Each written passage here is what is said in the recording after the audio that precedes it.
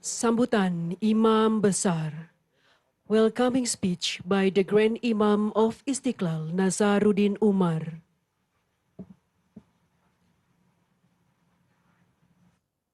Bismillahirrahmanirrahim. Assalamualaikum warahmatullahi wabarakatuh. Selamat pagi, salam sejahtera untuk kita semuanya. Salam, Om Swastiastu, Namo Buddhaya, salam kebajikan. Alhamdulillah wa syukurillah wa salatu wassalamu ala rasulillah. Sayyidina wa habibina wa syafi'ina wa maulana Muhammadin sallallahu alaihi wasallam. Yang amat kami muliakan Bapak Paus Fransiskus, pimpinan tertinggi Gereja Katolik sedunia. Yang terhormat Bapak Menteri Agama Republik Indonesia. Yang terhormat Ibu Menteri Keuangan Republik Indonesia. Yang terhormat Bapak Menteri Komunikasi dan Informasi Republik Indonesia. Yang terhormat Bapak Menteri Investasi Republik Indonesia. Yang terhormat Bapak Yusuf Kalla, Wakil Presiden Republik Indonesia 2004, 2009, dan 2014-2019. Yang terhormat Bapak Profesor Dr. M. Quraish Shihab, MA, Ketua Majelis Hukama Al-Muslimin di Indonesia. Yang terhormat seluruh ketua-ketua Majelis Agama dan Kepercayaan se-Indonesia. Dan yang terhormat Bapak, Ibu, saudara-saudara sekalian, Your Holiness Paus Fransiskus, ahlan wa sahlan. Salam hormat dan selamat datang kami ucapkan. Saya sangat bersuka cita karena menyambut yang mulia di Masjid Istiqlal ini. Puji syukur kami panjatkan kehadirat Allah Subhanahu wa taala yang memberikan nikmat dan kesempatan kepada kita semua untuk berkumpul di pagi yang cerah ini dalam rangka interreligious meeting yang dihadiri oleh Your Holiness Paus Fransiskus, pemimpin tertinggi Gereja Katolik sedunia. Sebagai umat manusia dan umat beragama, kita semua pasti mendambakan kehidupan damai, tentram dan harmoni di tengah keberagaman masyarakat dunia dan dengan lingkungan alam yang seimbang. Akan tetapi, pada kenyataannya, saudara-saudara kita di berbagai belahan dunia ini masih banyak menderita karena konflik. Kita juga saat ini sedang menghadapi krisis lingkungan, perubahan iklim, pemanasan global, dan masalah lingkungan lainnya yang mengancam kehidupan kita. Oleh karena itu, pertemuan dan dialog para tokoh agama seperti yang dilaksanakan hari ini sangatlah penting dan dibutuhkan dalam menyelesaikan persoalan-persoalan kemanusiaan dan ancaman-ancaman kerusakan lingkungan. Masjid Istiqlal didirikan sejak tahun 1961 oleh Presiden Soekarno dan diresmikan pada tahun 1978 oleh Presiden Soeharto. Setelah memenangkan sayembara arsitek Mr. Silaban, seorang warga negara Indonesia, saudara kita dari umat Kristiani, membangun masjid ini dengan visi besar dan telah banyak melakukan terobosan untuk menciptakan harmoni kehidupan bangsa Indonesia dan juga dunia.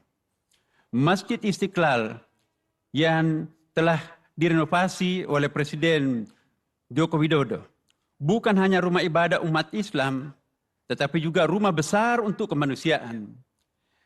Kita berprinsip bahwa humanity is only one, sehingga peran pemberdayaan umat difokuskan pada basis kemanusiaan dan harmoni kehidupan.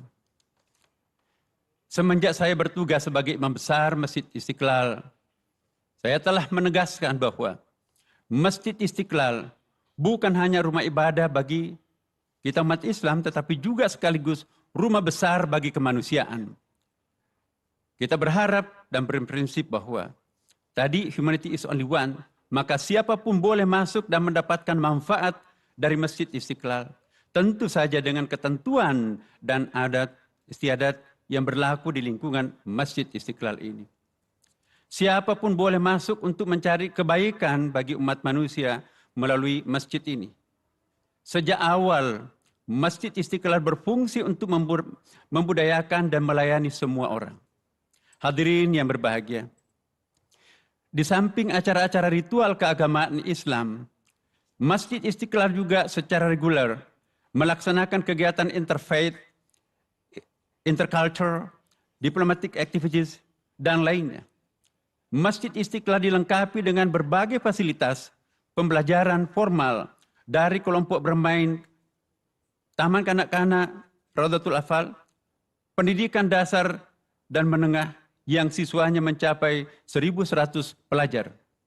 Kami juga mengadakan pendidikan kader ulama, khususnya ulama perempuan di level master dan doktor yang berkolaborasi dengan Universitas PTIQ Jakarta dan kampus-kampus besar dunia, baik di Timur Tengah, Eropa, maupun Amerika Serikat.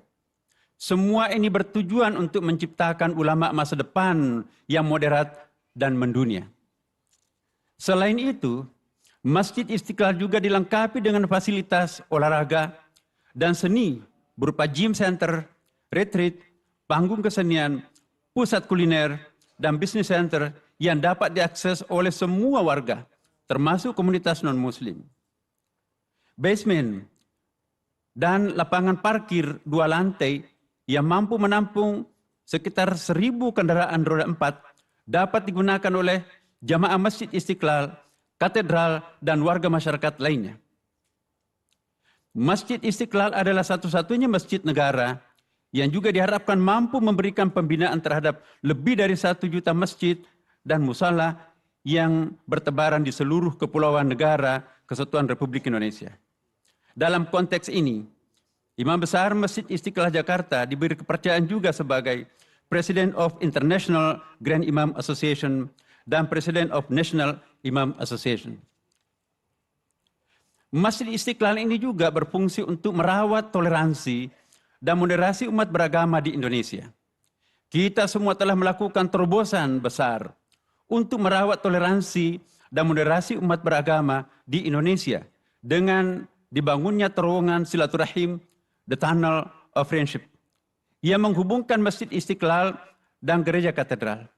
Inilah yang menjadi bukti betapa besar peran Masjid Istiqlal sebagai melting pot, khususnya untuk warga bangsa Indonesia yang majmuk dan berbineka tunggal ika.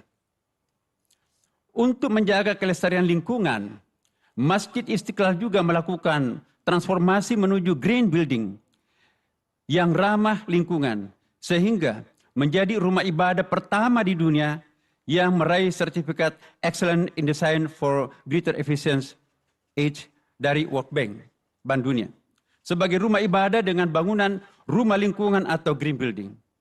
Hadirin yang berbahagia, kami menyampaikan bahwa kehadiran Your Holiness Paus Fransiskus di masjid terbesar di Asia Tenggara ini, atau terbesar ketiga setelah Masjid Haram di Mekah dan masjid di Madinah, tentu saja memberikan kehormatan besar kepada kami semua, segenap warga bangsa Indonesia.